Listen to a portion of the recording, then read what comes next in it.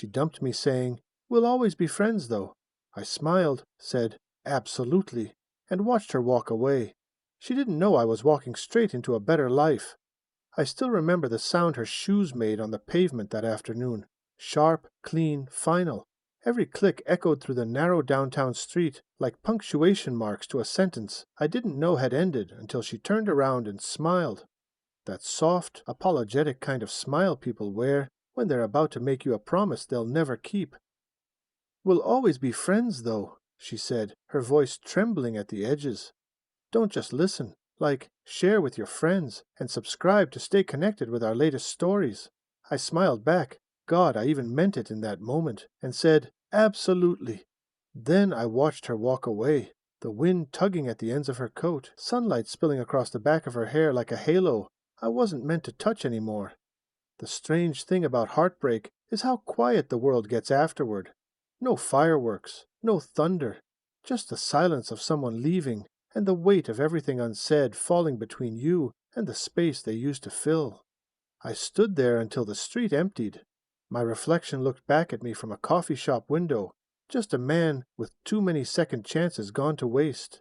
The faint hum of city life moved around me, cars passing, conversations bleeding from open doorways, but I felt detached from it all, as if the glass between me and the world had thickened somehow. Her name was Claire, and for 3 years she was the rhythm of my life. Every plan, every laugh, every quiet evening that used to mean something.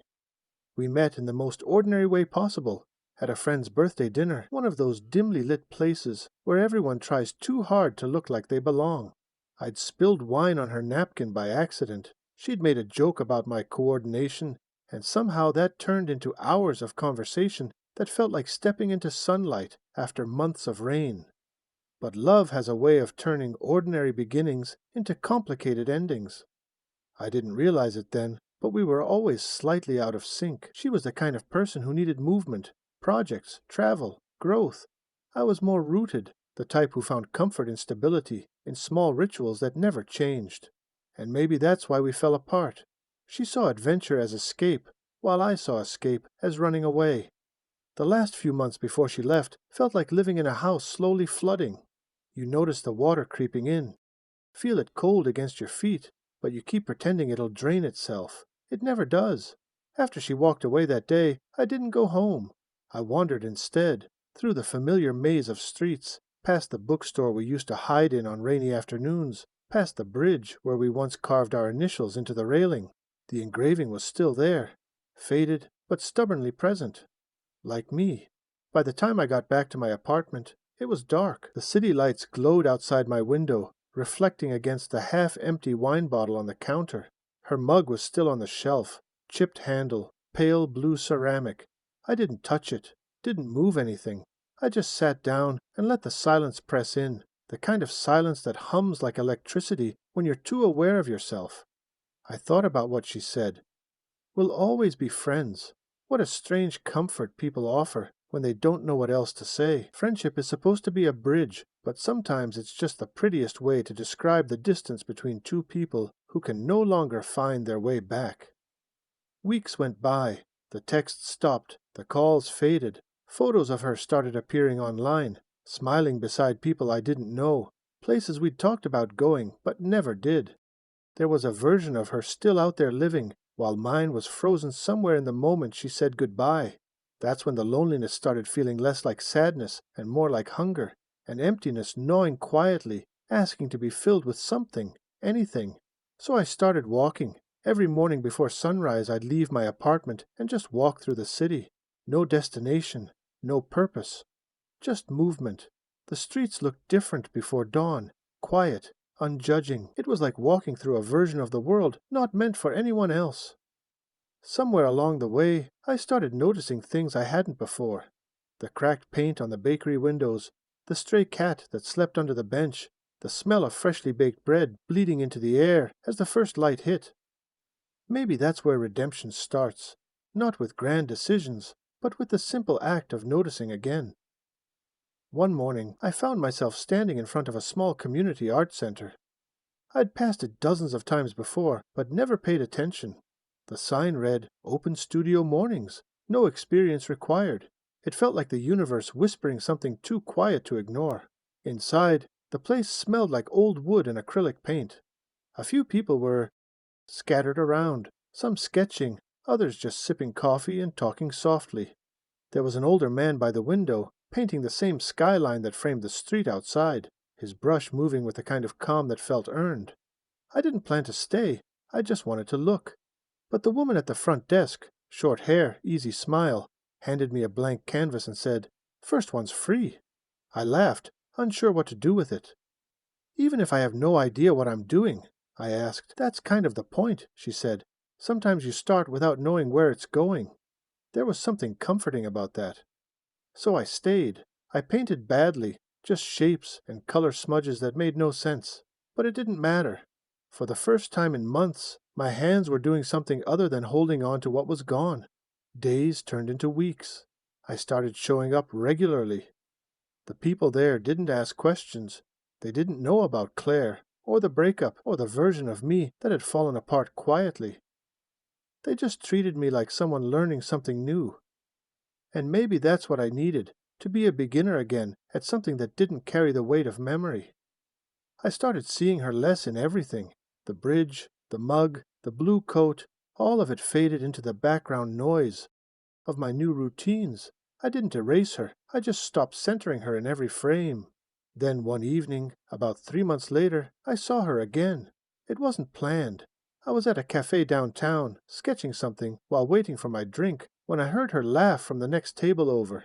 That same light, lilting sound that used to make every room feel smaller in the best way. She was with someone, a guy, tall, dressed too well for casual coffee, and the sight of them together hit me like a slow-motion punch. She hadn't seen me yet. For a moment, I considered leaving quietly, but then she turned, her eyes locking onto mine. The surprise on her face melted into a smile, warm, familiar, and distant all at once. "Hey," she said, standing up. "It's been forever." I forced a smile. "Yeah, how have you been?" She talked about her job, her travels, the new projects she was part of. Her words flowed easily, like she'd rehearsed them for a moment like this. I nodded, listened, asked polite questions. But somewhere underneath it all, I realized something quietly profound. I wasn't angry anymore. I wasn't even jealous. I was just free. When she left the cafe, she hugged me goodbye. It felt lighter than it used to, like closure disguised as a simple gesture. As I watched her walk away again, this time I didn't ache. I just smiled to myself and thought, she didn't know I was walking straight into a better life. Because that's exactly what it felt like, a slow return to something resembling peace. Peace is a strange thing. It doesn't arrive with fanfare or applause. It slips in quietly, almost shyly, through the cracks left behind by chaos. For weeks after seeing Claire again, I felt like my life had settled into something ordinary, but in a way that finally felt safe. The world stopped spinning around what I'd lost and started revolving around what I was building again, piece by piece. The art studio became my anchor. Every morning, I'd show up before the others, coffee in hand, sketchbook tucked under my arm, and sit by the same window where sunlight spilled like liquid gold across the wooden floor. The old man who used to paint skylines, his name was Leonard, had started saving me a seat. He never talked much, but when he did, it was always something worth remembering. "You can't rush stillness," he told me one morning, his voice gravelly, the scent of turpentine thick in the air. "You gotta let the quiet teach you something before you try to fill it." I nodded, pretending I understood. But part of me did, in a way I couldn't yet put into words. Life began to find rhythm again. I picked up freelance design work, nothing glamorous, but enough to keep me afloat. My days were slower, more deliberate. I spent evenings cooking for myself, rediscovering what I liked without anyone else's preferences guiding me. Sometimes I even caught myself humming. That's how I knew I was healing. Not because I stopped missing her, but because I could exist without the ache consuming me. Then, one afternoon, she walked into the studio. Not Claire, someone else. Her name was Emily. She was new, late 20s, maybe early 30s, with hair the color of wet sand and eyes that seemed to notice everything and judge nothing. She didn't talk much at first, just picked a corner table and started sketching. But there was something about her, something quietly magnetic. I found myself stealing glances between brushstrokes, curious about what stories she carried in that calm expression. After a few sessions, we started talking. It began with casual things, supplies, techniques, how the light hit differently depending on the time of day. But conversations have a way of finding depth when two people stop pretending they're just making small talk. One day she asked, "So what brought you here? You don't seem like someone who paints for fun." I smiled, looking down at the canvas. Abstract shapes in muted colors, more emotion than form. I guess I just needed somewhere to put everything I couldn't say out loud. She tilted her head. "So you're hiding feelings in color?" "Something like that." She nodded slowly, then smiled. "Then you're doing it right." Over time, she became part of my daily routine. Some mornings, we'd arrive at the same time and walk in together, sharing coffee and half-finished thoughts about life. She had this way of speaking that made silence feel comfortable, like the space between words was just another kind of conversation. I learned bits and pieces about her life. She'd moved to the city recently after leaving a job she hated. She said she wanted to start fresh, but didn't elaborate. I didn't push. I understood the need to leave some stories untouched until you're ready. The truth is, I wasn't ready either. Not entirely. There were still moments when the past crept in, the ghost of Claire's voice, the phantom of her laughter in some random cafe. But those moments grew quieter with each passing week, replaced by something new, something gentler. One evening, after everyone else had left, Emily and I stayed behind cleaning brushes. The city lights flickered outside, painting soft reflections on the studio's glass walls. She looked at one of my unfinished canvases, dark blues and faint gold streaks, and said, "It looks like forgiveness." "Forgiveness?" I asked, half laughing. "For what?" "For yourself, maybe," she said softly. "Sometimes we confuse moving on with forgiving ourselves for what we couldn't fix." The words hit deeper than I wanted to admit, because deep down I knew I hadn't forgiven myself. Not for losing Claire, but for how long I'd let her define me afterward, for mistaking heartbreak for purpose. That night I walked home under a pale moon, the streets slick from recent rain. Everything shimmered slightly, cars, sidewalks, puddles reflecting passing lights. I thought about what Emily said, about forgiveness being something you paint, not something you decide. Maybe she was right. Maybe healing wasn't about forgetting at all. It was about learning how to live with the memory without letting it hurt. Weeks turned into months. The studio became more than just a refuge. It became the pulse of my days. Emily and I grew close, not in a rushed or romantic way, but through the slow, quiet familiarity that forms when two people simply exist alongside each other. She'd laugh at my attempts to paint straight lines, and I'd tease her about the way she hummed off-key while working. Little things, beautifully ordinary things. But peace never stays untested for long. One evening in late autumn, Leonard didn't show up. His absence went unnoticed at first. It wasn't unusual for him to take a day off. But when a week passed, the woman at the front desk mentioned he'd been in the hospital. Heart issues. He was stable, but it shook me in a way I didn't expect. I visited him a few days later.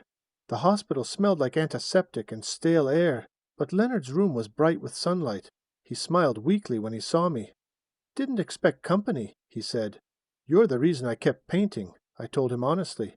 "Seems fair to return the favor." He chuckled softly. "Don't let it die when I go." "Don't say that," I replied quickly. He shrugged. "We all leave things behind, kid. What matters is whether they grow or fade." Those words stayed with me. After he passed a few weeks later, I couldn't paint for days. His empty seat by the window felt heavier than the canvases stacked against the wall. But Emily was the one who pulled me back. She showed up at my door one evening with 2 cups of coffee and said, "He wouldn't want you to stop."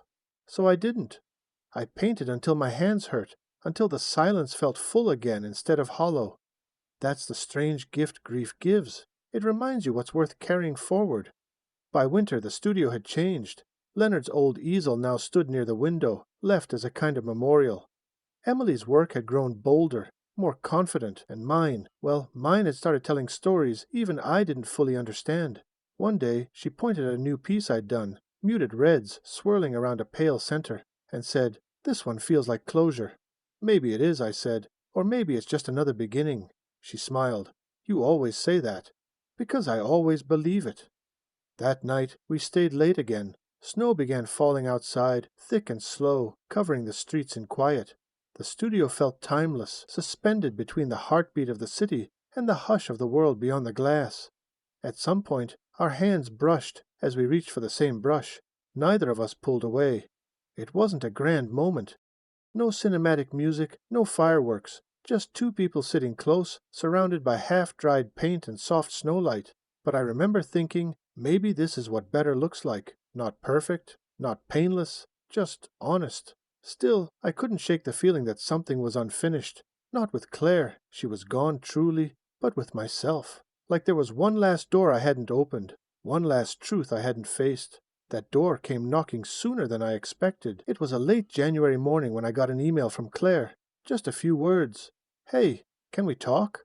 I stared at the screen for a long time, unsure what to feel. Curiosity? Dread? Maybe both.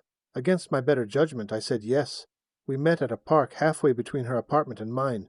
It was cold, the kind of cold that bites at your lungs, but she looked the same, just older somehow. Quieter. We walked for a bit before she finally spoke. "I wanted to apologize," she said, "for how I left things." "You don't have to," I replied. "No, I do," she insisted. "I was selfish. I thought I knew what I wanted, but I was just scared. You didn't deserve how I handled it." I looked at her then, really looked, and realized I'd been waiting for this moment for so long, some kind of reckoning that would make sense of everything. But instead, all I felt was peace. "I forgive you," I said simply, and I meant it.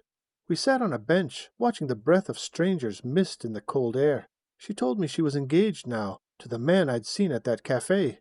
They were happy. I smiled, genuinely glad for her. And in that moment, I understood something I'd been chasing all year. Closure isn't about endings. It's about acceptance. When we said goodbye, there was no ache this time, no lingering pull. Just a quiet gratitude for what we'd shared and what we'd survived. I walked home slowly, snow crunching beneath my boots, and thought about Emily, about how sometimes people enter your life not to replace what was lost, but to remind you there's still more to find. That night I found her at the studio, painting by herself. I didn't say anything at first, just stood behind her, watching the way her brush moved across the canvas. When she finally looked up, I said, "I saw Claire today." Her expression softened, but she didn't speak. "I thought it would hurt," I said, "but it didn't. I just felt ready to let go. For real this time." She nodded, setting down her brush. "Then maybe you finally painted forgiveness." I smiled. "Maybe I did." She stepped closer, her hand brushing mine again, and this time neither of us hesitated. The night after I told Emily about Claire, something shifted between us. Something quiet but certain, like a curtain being drawn back to reveal what was already there. We didn't talk about it, not directly, but sometimes words just get in the way of things that are meant to unfold on their own. We started spending more time together outside the studio. At first, it was innocent, grabbing coffee after painting sessions, sharing walks home when the air smelled like rain. Then dinners turned into late nights, and late nights turned into mornings where we'd still be sitting on my couch, half asleep, watching old movies with the volume turned low. It wasn't the kind of romance you read about or see in films. There were no grand gestures or declarations, no whirlwind of passion that burned out as quickly as it came. It was slower, gentler, a companionship that built itself in the spaces between silence. Sometimes she'd stay over, her hair spilling across my pillow like a shadow I didn't mind keeping. Other nights, she'd just leave me with a smile at the door, and a "see you tomorrow" that sounded like a promise. I didn't fall for her all at once. I think I just woke up one morning and realized she'd already become part of my world, woven into the rhythm of it without my noticing. But love, even the good kind, has a way of testing you. One evening in early spring, Emily asked if I wanted to take a trip with her. "Just a weekend," she said. "There's this coastal town a few hours away, quiet, pretty, not overrun by tourists yet. I used to go there as a kid." The idea sounded perfect, a break from the city, from the endless noise of my own thoughts. So we packed light and left on a Friday morning, windows down, music playing softly. The drive was beautiful, rolling hills, fields stretching toward the horizon, sunlight glinting off the hood of my old car. Emily sang along to songs she half remembered, and I found myself laughing more than I had in years.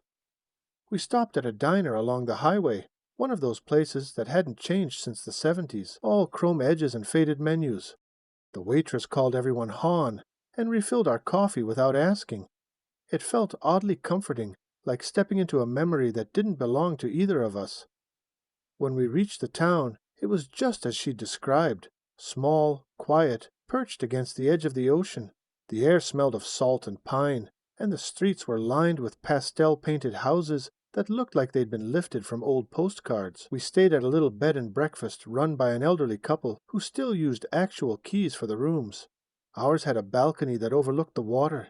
The first night, we sat out there wrapped in blankets, listening to the waves crash against the shore.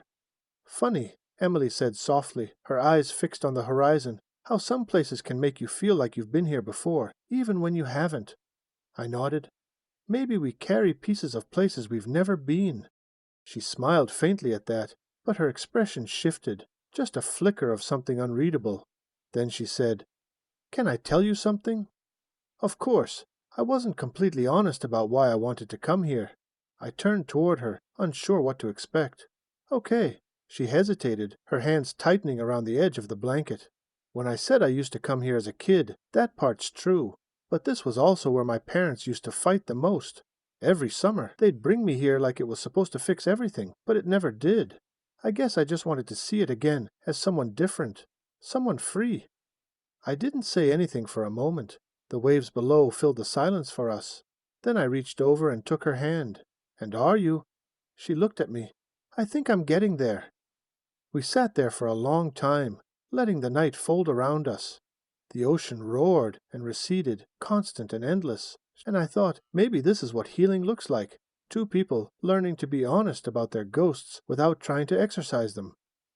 The next morning, we walked along the beach. The sky was gray, the kind of gray that promised rain but never followed through.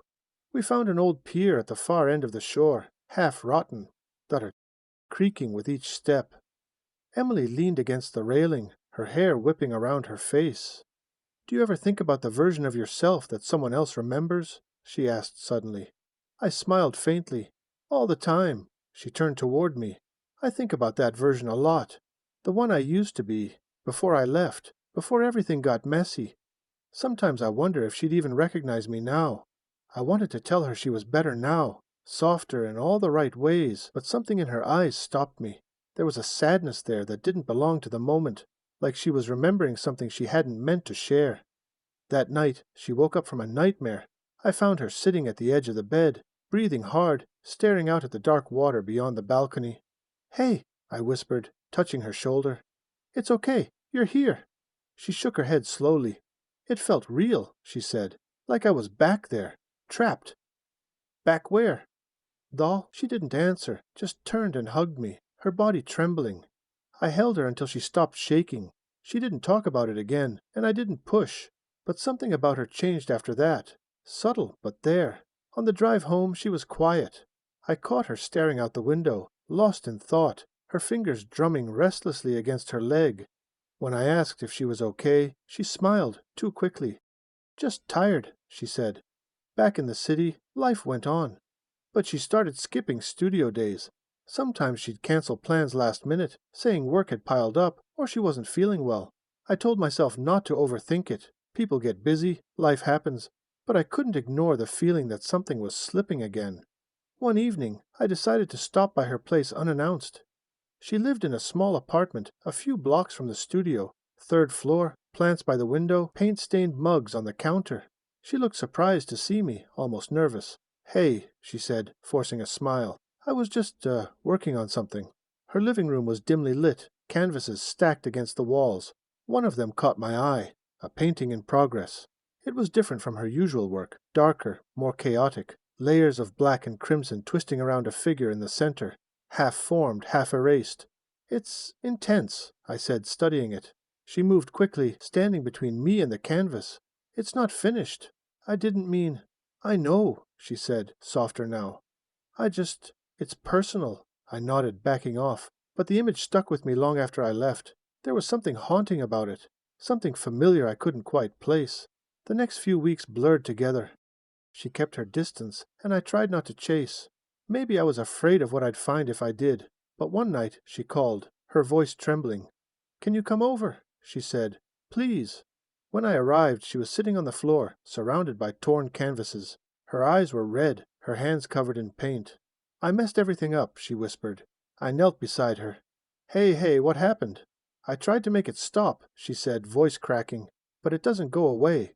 It never goes away." She looked at me then, and for the first time since I'd met her, I saw something behind her calm, the raw edge of panic.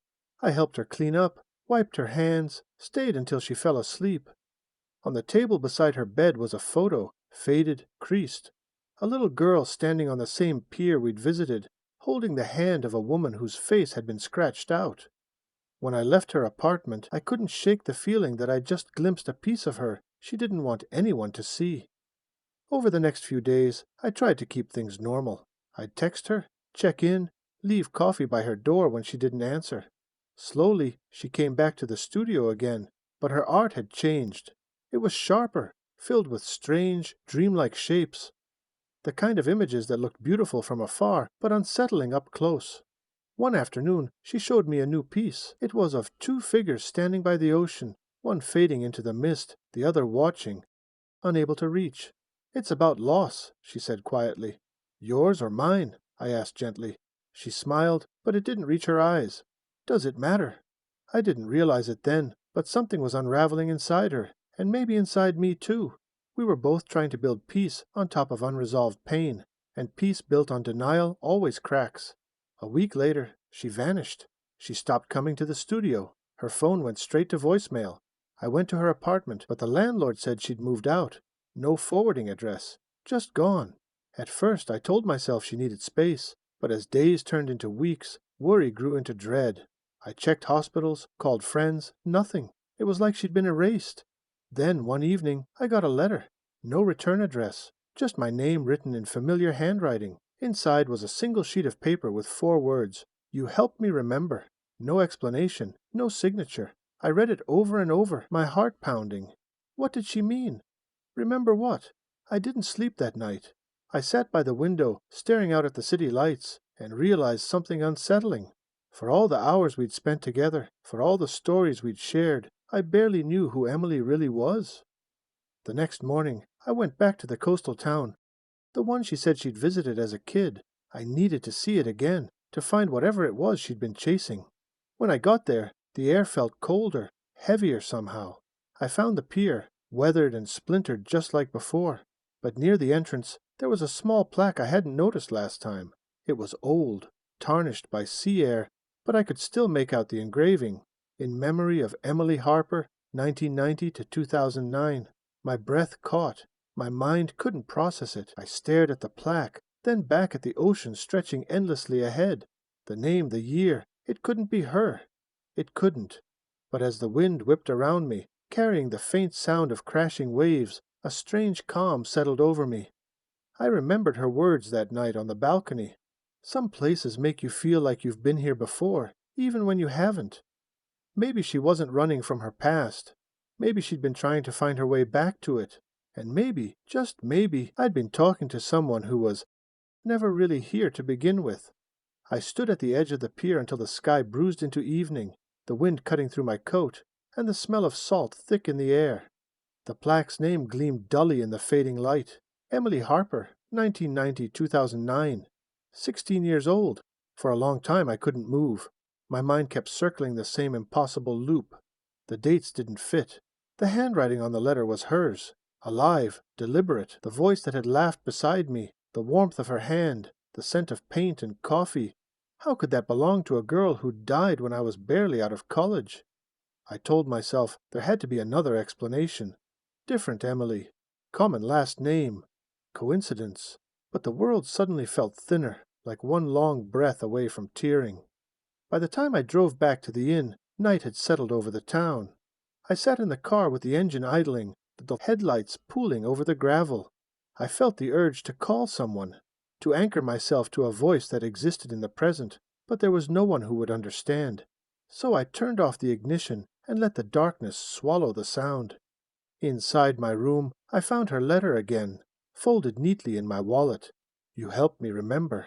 I read it aloud, as if hearing the words might change them. but they stayed the same, soft, final, unexplainable. Sleep came in fragments that night, half dreams stitched with ocean sounds. In one of them, I was back at the studio. The easels were empty except for one canvas, the dark one she'd painted, the one with the half-erased figure. But now the figure was clear. Not her. Me. When I woke, dawn was just beginning to lift the fog off the water. I went back to the pier. The plaque was still there, glinting faintly. Beneath it, someone had left fresh flowers, lilies, pale and trembling in the wind. I needed to know. Not about ghosts or miracles, just the truth that fit inside the real world. The local library was a small brick building 2 streets inland. The woman behind the desk, gray hair pulled tight, looked up when I asked if she had any records of the Harpers. She frowned thoughtfully, then disappeared into a back room, and returned with a thin binder. Newspaper clippings, yellowed with age. The headline read, "Local teen drowns in summer accident. Family declines to comment." The photo beneath it showed the same pier, the same horizon. A girl in a sun hat smiled shyly at the camera. Emily Harper. The article was short. She'd been painting near the water when a storm came in fast. No one saw what happened after she slipped. They found her bag the next day, washed up by the rocks. I closed the binder slowly. My throat felt dry. When I thanked the librarian, she gave me a small, puzzled smile. "You knew the Harpers?" "Not really," I said. "Just heard the name." Walking out into the sunlight felt surreal. Every sound seemed louder, the gulls, the traffic, my own footsteps. The world was ordinary again, but I wasn't sure I still fit inside it. I drove back toward the city in silence. The road curved through miles of forest, light flickering between the trees like film reels stuttering. I kept thinking about her paintings, the way she'd said some places make you feel like you've been there before. Maybe she'd been carrying fragments of that girl's story without knowing it. Maybe I had too. The city came into view just as dusk fell, its skyline smeared in orange and violet. My apartment felt smaller than I remembered. On the counter sat the mug she'd once used, a lick, faint ring of dried paint still clinging to the rim. I turned it over in my hands and whispered, almost to myself, "Who were you, really?" That night, I went back to the studio. It was empty except for the hum of the heater and the smell of turpentine. Leonard's easel stood by the window, the city lights shimmering beyond it. I sat down at my station and stared at a blank canvas for a long time. Then I began to paint. Not carefully, not thoughtfully, just movement, strokes of gray, then white, then blue. The sound of the brush against the canvas was the only rhythm I could trust. I painted the pier, the horizon, the place where the sea swallowed the sky, and in the distance a figure, indistinct, fading into light instead of darkness. Hours passed. When I finally stopped, the first light of morning was sliding across the floor. The painting wasn't perfect, but it felt honest, a map of something I couldn't name. Over the next few weeks, life resumed its quiet shape. I worked, I slept, I walked. Yet small coincidences began to trail me like shadows. A song she once hummed played in a cafe I'd never been to. A stranger on the train carried the same paint-stained tote she used. At first it unnerved me. Then slowly it began to feel like something else, not haunting, but echo. I started teaching weekend art classes at the studio. The first day, a nervous young woman arrived late, clutching a blank notebook. She reminded me of how I must have looked when I first walked through those doors. Uncertain, searching. When I asked her why she'd joined, she said, "I guess I just needed somewhere to put everything I can't say out loud." The words hit me like a soft wave of déjà vu. I smiled. "Then you're in the right place." She laughed lightly, the sound bright and alive, and for the first time in a long while, I didn't feel the pull of the past. I felt its weight settle somewhere gentle, like soil instead of stone. As months went by, the studio filled with new faces, new colors. Sometimes, when the light hit just right, I'd catch a glimpse of that old life, the one with Claire, the one that shattered quietly, and realize how far I'd come. One rainy afternoon, I received another letter. No return address again. My pulse quickened as I opened it, half expecting the same neat handwriting. But it wasn't hers. It was from the Harpers. "We wanted to thank you for the flowers you left by the pier." Emily would have liked that. She always said art was how she'd live forever. My breath caught. I hadn't left any flowers. I folded the letter carefully, sat back, and let the quiet fill the room. Maybe the truth was simpler than all the theories I'd built. I hadn't met the girl from the water at all. Maybe I'd met someone who carried her story, consciously or not. A borrowed name, a kindred spirit, a mirror for my own unfinished grief. Or maybe Emily, the one I knew, was the part of myself that finally decided to return when I thought it was lost. The details no longer mattered. What mattered was what remained. The stillness Leonard once told me not to rush, the forgiveness Emily said I needed to paint, the peace Claire unknowingly pushed me toward. That night, I took the new letter and placed it beside her old one. Two versions of the same mystery, two reminders that not everything we love has to make sense to be real. I turned off the lights and looked out the window. The city shimmered below, every building, every window reflecting 1,000 small stories overlapping. Somewhere in that mosaic was mine, still unfolding, unfinished in the best way. I thought about the day Claire walked away, how I'd told her I was walking into a better life. Back then I thought better meant happier, simpler, free of pain. Now I knew it meant whole. A life big enough to hold the joy and the sorrow, the truth and the unknown. I whispered into the dark, not to anyone in particular, "Thank you for finding me."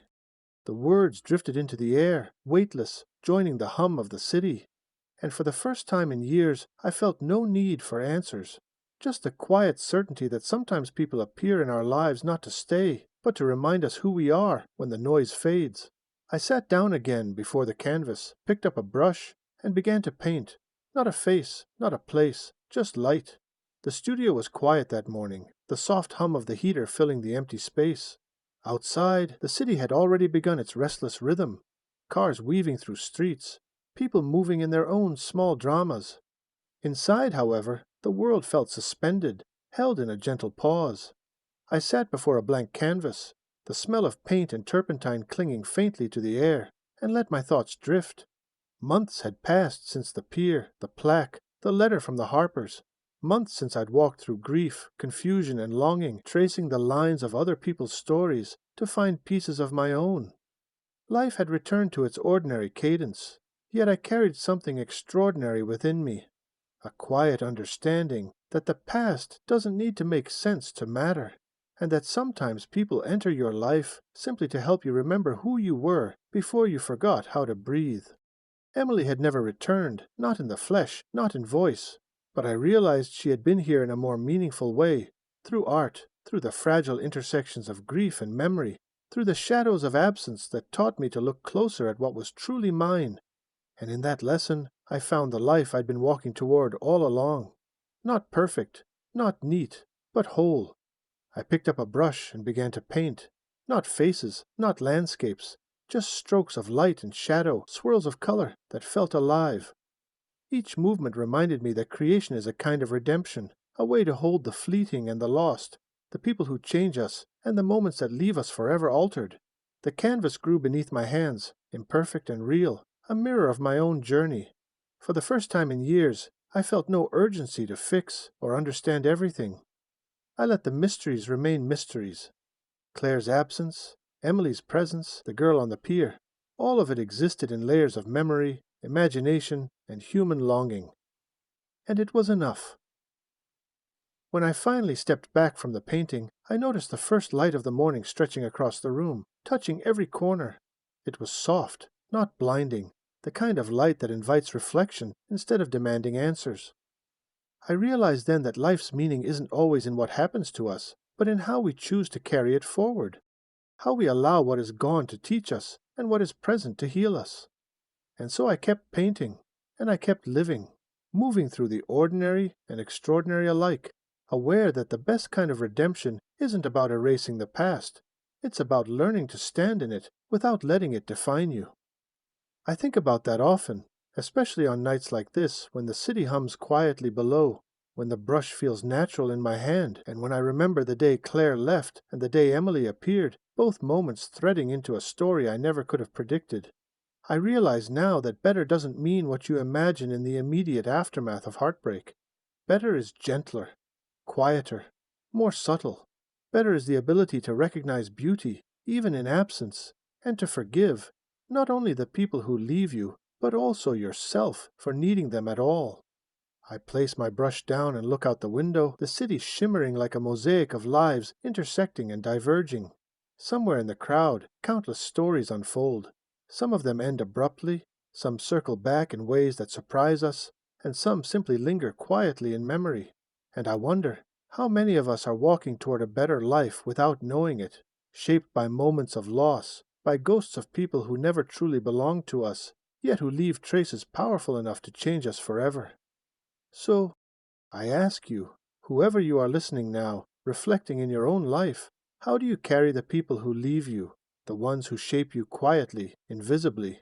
Are you allowing absence to teach you, or are you holding too tightly to what is gone? What part of yourself might you have forgotten, only to be reminded of it in the smallest, most unexpected ways?